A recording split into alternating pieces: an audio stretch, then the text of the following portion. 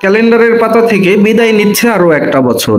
বছরের শেষ ভাগে আয়োজন করা হয় দুবাই স্পোর্টস কাউন্সিল আয়োজিত globe soccer award 2024।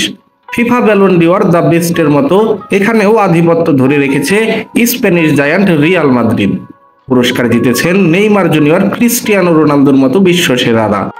FIFA Ballon ডিওরে Brazilian তারকা ভিনিসিয়াসের পুরস্কার না জেতাটা সবাইকে বেশ অবাক করেছিল। তবে ঠিকই ফিফা দ্য বেস্টের পুরস্কার নিজের করে নেন ভিনিসিয়াস জুনিয়র। আর এবার গ্লোব সকার অ্যাওয়ার্ডের বর্ষসেরা ফুটবলারের খেতাব পেলেন তিনি। 2024 সালটা দারুণ কেটেছে ভিনির, একই সাথে সেরা ফরওয়ার্ডের পুরস্কারও উঠেছে তার হাতেই। বর্ষসেরা মিডফিল্ডারের পুরস্কার জিতেছেন রিয়াল তারকা জুড বেলিংহাম। বর্ষসেরা নারী ফুটবলারের পুরস্কার জিতেছেন বার্সা তারকা আইতানা বনমাতি। মধ্যপ্রাচ্যের বর্ষসেরা ফুটবলারের পুরস্কার পেয়েছেন ক্রিস্টিয়ানো রোনালদো। ইমার্জিং প্লেয়ারের পুরস্কার পেয়েছেন বার্সা ফরওয়ার্ড লামিনে ইয়ামাল। এছাড়াও প্লেয়ার ক্যারিয়ার অ্যাওয়ার্ড পেয়েছেন নেইমার, থিবো কর্তোয়া ও রিও ফার্দিনান্দ। অনুমেয়ভাবে বছরের সেরা প্রেসিডেন্ট নির্বাচিত হয়েছেন রিয়ালের ফ্লোরেন্তিনো পেরেজ। ফিফার বর্ষসেরা কোচের খেতাব জেতা রিয়ালের কার্লো আনচেলত্তি জিতেছেন গ্লোব সকার অ্যাওয়ার্ডের বর্ষসেরা কোচের পুরস্কারও।